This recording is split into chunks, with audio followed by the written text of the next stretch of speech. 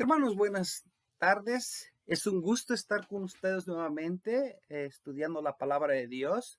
Para mí es un privilegio siempre compartir la palabra de Dios y cuando se me invita, creo yo que no es el pastor o la persona que invitó, sino que es el Señor y pues estamos gozosos de compartir su palabra. Este es un miércoles de oración donde eh, los hermanos nos congregamos para orar, para interceder por otros y por supuesto para acercarnos al Señor. Nuestro estudio de esta tarde se va a concentrar en el capítulo 63 del libro El deseado de todas las gentes. Voy a empezar leyendo la palabra de Dios en el libro de Zacarías capítulo 9 versículo 9 y dice lo siguiente: Alégrate mucho, hija de Sión, da voces de júbilo, hija de Jerusalén. He aquí tu rey vendrá a ti, justo y salvador, humilde y cabalgando sobre un asno, sobre un pollino, hijo de asna. Hermanos, Jesús vendría estaba anunciando de las profecías del profeta de Zacarías. La esperanza de un nuevo reino estaba resurgiendo. Al tiempo de su nacimiento, el Salvador dependió de la hospitalidad de los extraños y ahora él extrañamente estaba mandando a sus discípulos a que fueran a la ciudad y que desataran un burrito, un pollino, dice la palabra de Dios, hijo de asna, o sea, de burrita, y un animal que no había sido montado. Ahora, para los discípulos era esto algo extraño porque él siempre en sus asambleas que él hacía, lo hacía caminando. Él iba enfrente y pues los discípulos le seguían. Pero ahora era algo diferente. Vamos a leer lo que dice la palabra de Dios en el libro de San Mateo, capítulo 21, versículo del 1 en adelante. Dice: Cuando se acercaban a Jerusalén y llegaron a Betfagé, al monte de los olivos, Jesús envió a 2 de sus discípulos y les dijo: Vayan a la aldea que tienen ante ustedes y allí encontrarán una burra atada junto a un burrito y desátenla y tráiganmelos. Si alguien les dice algo, respóndale: el Señor los necesita. Luego los devolverá. Esto sucedió para que se cumpliera lo dicho por el profeta. Digan a la hija de Sión: tu rey viene a ti manso y sentado sobre una burra, sobre un burrito, hijo de animal de carga. Los discípulos fueron e hicieron tal como Jesús les mandó. Trajeron la burra y el burrito, pusieron sobre ellos sus mantos, y él se sentó encima. La multitud era muy numerosa. Tendía sus mantos en el camino y otros cortaban ramas de los árboles y las tendían en el camino. Tanto los que iban adelante como los que iban detrás lo aclamaban y decían: Hosana al Hijo de David, bendito el que viene en el nombre del Señor, Hosana en las alturas. Versículo 10 dice: Cuando Jesús entró en Jerusalén, todos en la ciudad se conmocionaron y decían: ¿quién es este? Y el versículo 11 dice: la multitud decía: este es Jesús, el profeta de Nazaret de Galilea. Ok, vamos a dejarle ahí. Hermanos, el tiempo de Jesús, de su partida, estaba cerca. Pero Jesús quería demostrarle a la gente de que él no era el rey que los discípulos y toda la multitud quería seguirle. Entonces, él, como les dije ya al principio, como se los voy a mencionar ahorita, los discípulos se habían extrañado porque ahora él decidió cabalgar como un rey. porque él siempre caminaba y los dirigía y les enseñaba, y él siempre iba adelante. Cristo seguía la costumbre de los judíos en cuanto a una entrada real. El animal en el cual cabalgaba era el que montaban los reyes de Israel. Y la profecía había dicho que así vendría el Mesías en su reino. No bien se hubo sentado en el animal, dice la sierva del Señor, y ya la gente empezó a gritarle, a aclamarle, y empezaron a hablar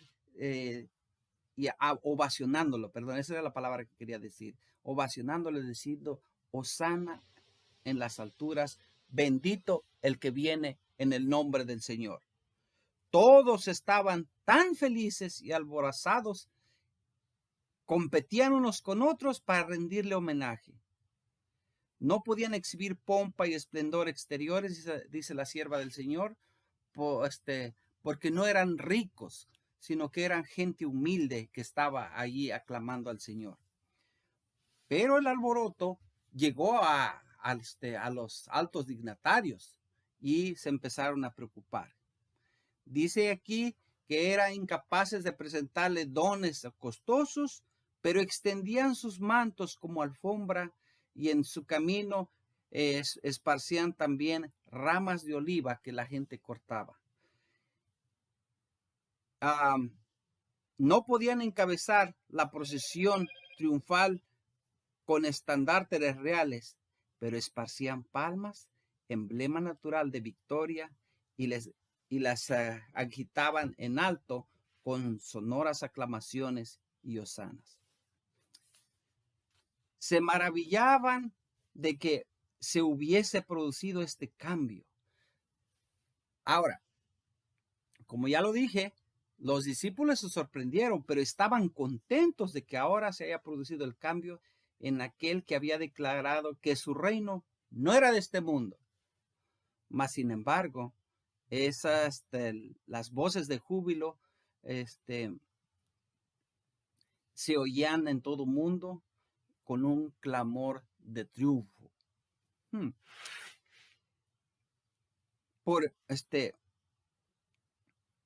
De las multitudes que se reunían, estamos mirando de que era el tiempo de la Pascua, la gente llegaba. Entonces, al mirar que venía el rey, todos sabían de la opresión de los romanos y los odiaban. Entonces, al mirar que salió el rey que esperaban, la gente que venía de afuera empezaron a unírsele y de pronto se formó una grande procesión que venían en son de júbilo. Dice aquí la sierva del Señor que nunca antes en su vida terrenal había permitido Jesús una demostración semejante. Previó claramente el resultado y él sabía que este resultado le llevaría a la cruz. Después de una demostración como la que acompañó a su entrada triunfal en Jerusalén, todos los ojos seguirían su rápido avance hacia la escena final. O sea que esta escena hacía que el Salvador tuviera todas las miradas en él. ¿Por qué? Porque esto iba a causar reacción no solamente de las autoridades judías, sino por supuesto de los romanos, que eran los opresores del país en ese momento. Vamos a leer otro pasaje bíblico que es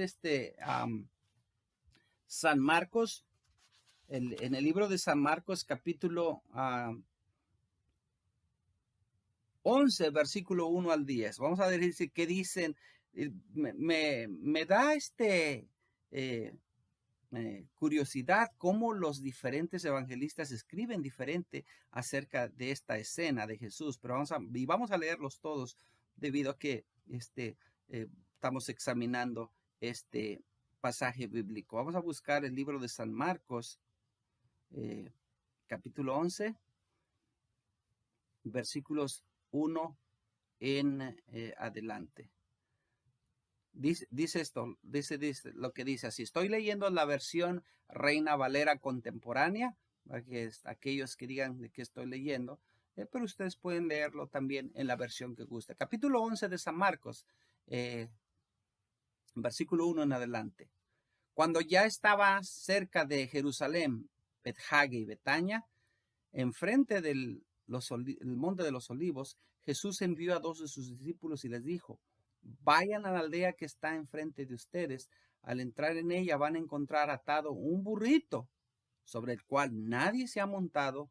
Desátenlo y tráiganlo acá.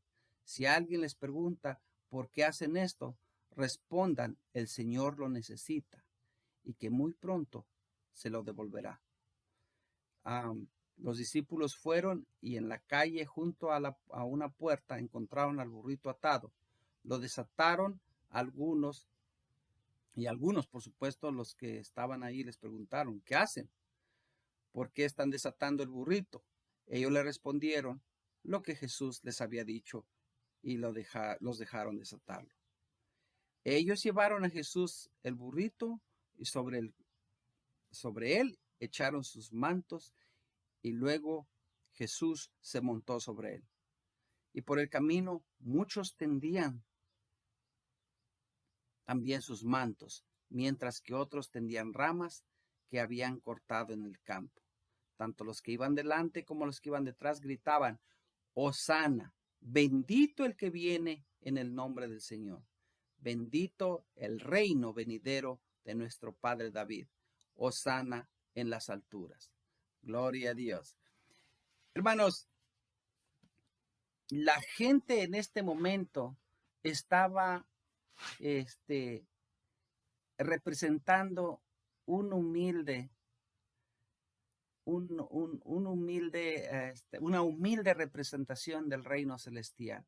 Cuando esto se acabe, cuando Jesús venga, van a ser millares y millones de ángeles y redimidos que le recibiremos al Señor para darle la bienvenida en gloria. Esta humilde representación, dice la sierva del Señor, mostraron que algunos cuantos de lo que será cuando Él venga a erradicar el pecado y le demos la bienvenida al Señor Jesús. A mí me gustaría que tú, que me estás mirando en este momento, en donde quiera que estés, en la iglesia, en tu casita, en tu oficina, que tú pienses de que ese rey que vino a morir por cada uno de nosotros vendrá por segunda vez para que redimirnos completamente del pecado, de que lo que ahora estamos sufriendo, de que perdemos seres queridos, de que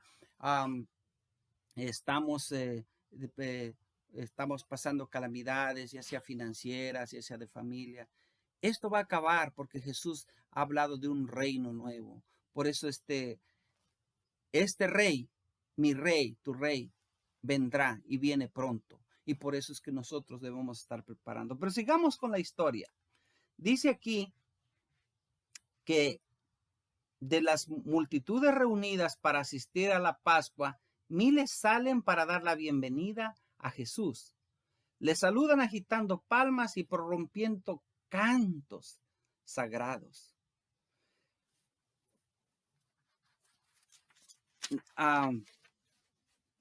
En esta otra parte dice: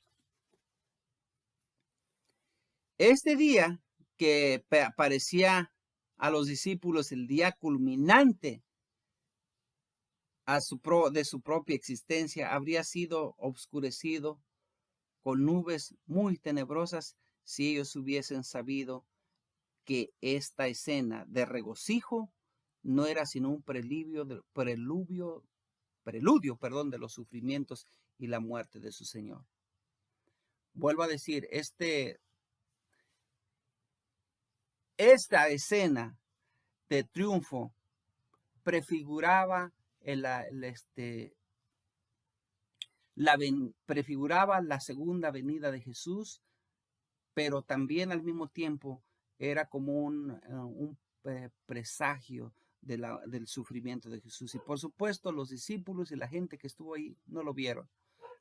Simplemente ellos estaban pensando en un rey terrenal que los iba a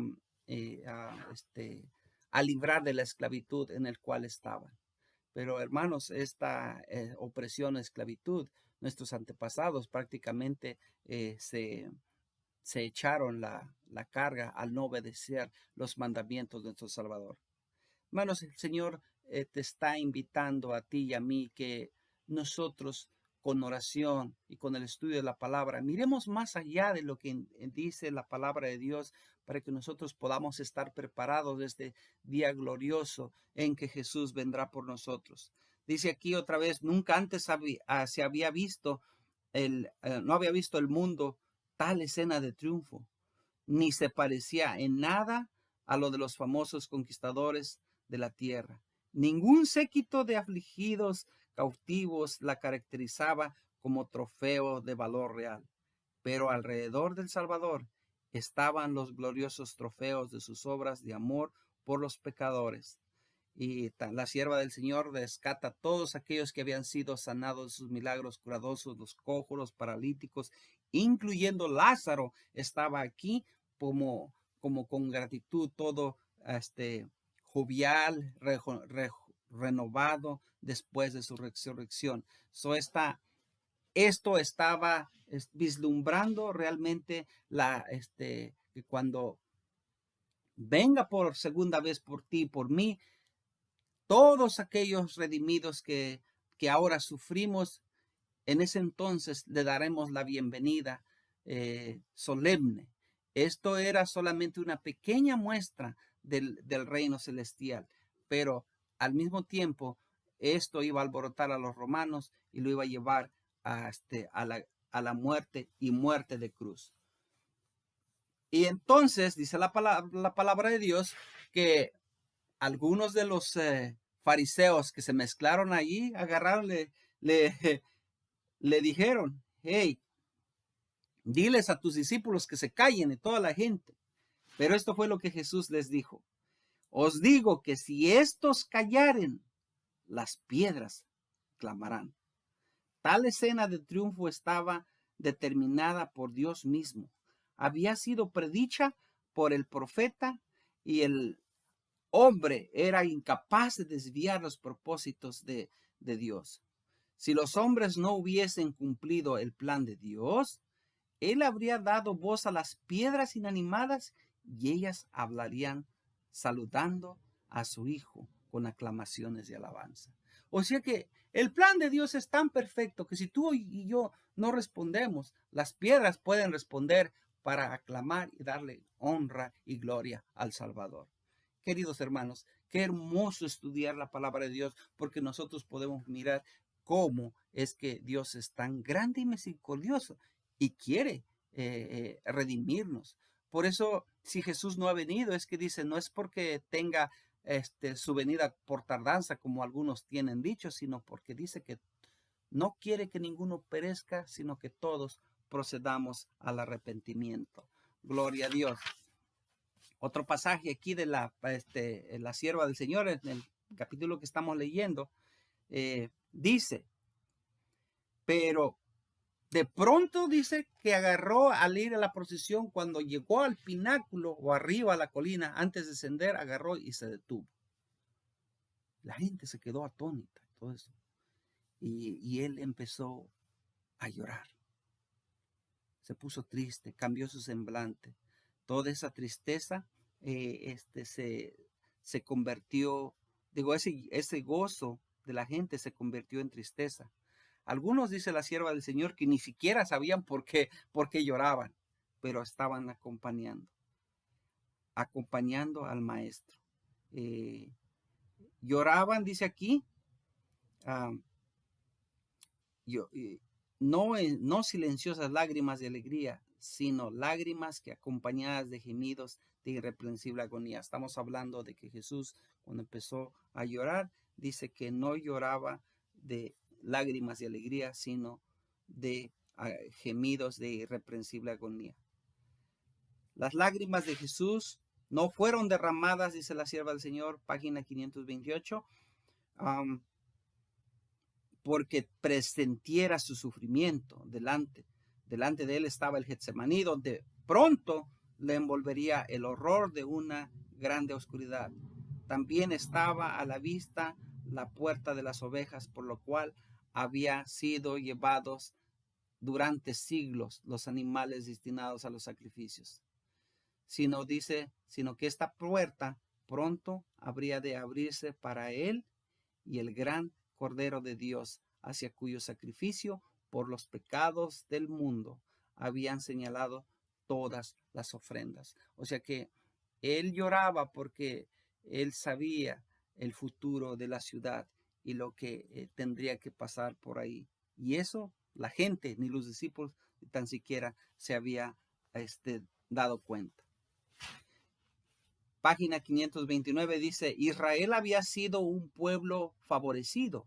Dios había hecho del templo su habitación de hermosa perspectiva, del gozo de toda la tierra. Allí estaba la crónica de más de 1000 años de custodia protectora y el tierno amor de Cristo, con un padre que soporta a su hijo único. Entonces, el Señor estaba llorando, no tanto porque se iba sino que se presagiaba una destrucción, sino que él iba a morir, sino que la ciudad a quien él amaba iba a ser destruida. Dice aquí otro parrafito, dice, si Jerusalén hubiese conocido lo que era su privilegio, conocer y hecho caso de la luz que el cielo le había enviado, podría haberse destacado en la gloria de la prosperidad y como reina de los reinos, libre de la fuerza del poder dado por su Dios. No habría habido soldados romanos o armados a sus puertas, ni banderas romanas flameando en sus muros. El glorioso destino que podría haber exaltado a Jerusalén si hubiese aceptado a su Redentor se presentó ante el Hijo de Dios. Él dice aquí, Cristo vino a salvar a Jerusalén con sus hijos, pero el orgullo, la hipocresía y la malicia y el celo farisaico le habían impedido cumplir su propósito. Jesús conocía la terrible retribución que caería sobre la ciudad condenada. Dice aquí, voy a leerlo textualmente, vio a Jerusalén cercada de ejércitos, a sus sitiados habitantes arrastrados al hambre y a la muerte, y a las madres alimentándose con los cuerpos muertos de sus propios hijos, y a los padres e hijos arrebatándose unos a otros el último bocado. Vio los afectos naturales destruidos por las angustias desarraigadoras del hambre. Vio que la testarudez de los judíos, evidenciada por el rechazamiento de la salvación que les ofrecía, los induciría también a rehusar someterse a los ejércitos invasores. Contempló el calvario sobre el cual él había de ser levantado, cuajando de cruces como un bosque de árboles. Vio a sus desventurados habitantes sufriendo torturas sobre el potro y crucificados los hermosos palacios destruidos del templo en ruinas y de sus macizas murallas, ni una piedra sobre otra, mientras la ciudad era arada como un campo. Bien podría el Salvador llorar de agonía con esta espantosa escena a la vista. Jerusalén había sido la hija de su cuidado y como un padre tierno se lamenta sobre un hijo descarriado. Así Jesús lloró sobre la ciudad amada. ¿Cómo puedo abandonarte? ¿Cómo puedo verte condenada o destruida? Pronto, pero permitirse colmar la copa de la iniquidad. Un alma es un tanto de valor que no tiene comparación con ella. Hermanos, el capítulo está en texto, extenso, y nosotros tenemos que ir terminando, pero antes quiero leerles algo. Antes de pasar el día, recibe Cristo otro testimonio cuya voz se levanta en respuesta al llamamiento de un pasado profético. Si Jerusalén quiere oír el llamamiento, si quiere recibir el Salvador que está entrando por sus puertas, puede salvarse todavía. Eso lo estaba diciendo aquí. Pero los gobernantes estaban bien cerrados. Cuando estamos hablando de los gobernantes, estamos hablando de los líderes del pueblo y los líderes religiosos. Los gobernantes de Jerusalén habían recibido informes de que Jesús se aproximaba y con una tanta gente como él.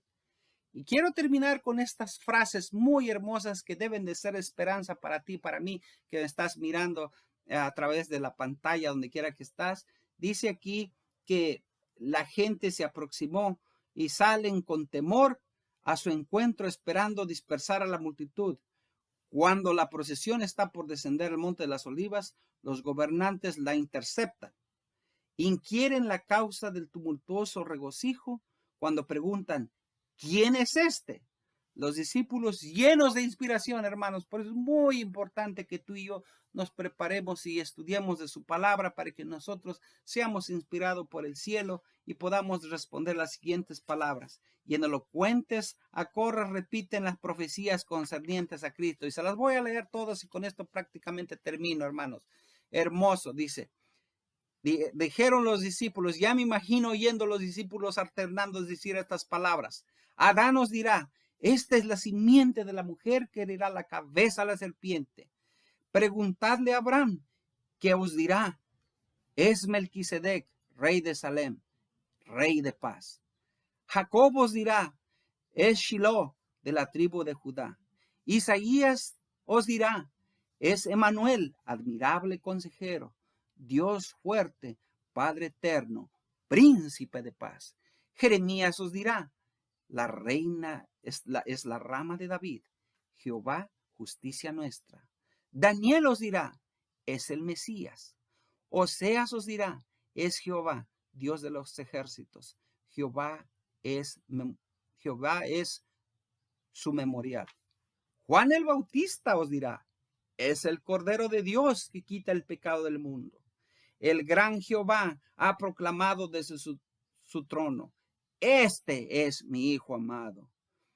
Nosotros, sus discípulos, y esto te incluye a ti y a mí, querido hermano que me miras, nosotros, sus discípulos, declaramos, este es Jesús, el Mesías, el príncipe de la vida, el redentor del mundo, diciendo, y por supuesto, dice aquí, el príncipe perdón, me equivoqué aquí en esa parte.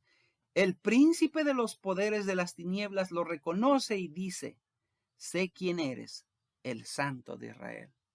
Lo más importante no es lo que dijeron nuestros antepasados, sino lo que nosotros digamos. Nosotros discípulos, este es Jesús, el Mesías, el príncipe de la vida y el redentor del mundo, que vendrá por ti y por mí para llevarme consigo a esa mansión que ha preparado para ti y para mí. Querido hermano y hermana, si estás pasando por un momento difícil, confía en esas promesas de que Dios viene pronto y te llevará consigo, así como a mí también y a todas nuestras familias. Que el Señor les bendiga y que tengan un lindo resto de semana.